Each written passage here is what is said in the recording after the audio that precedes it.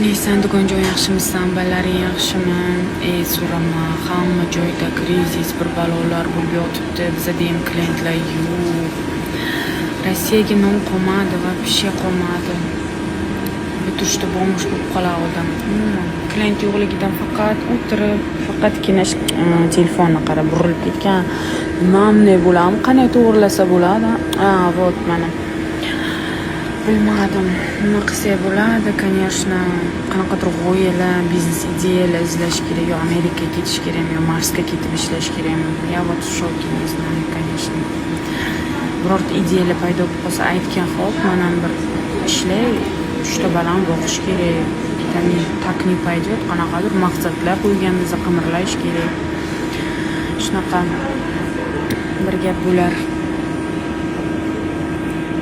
Voy, bu yana aylanib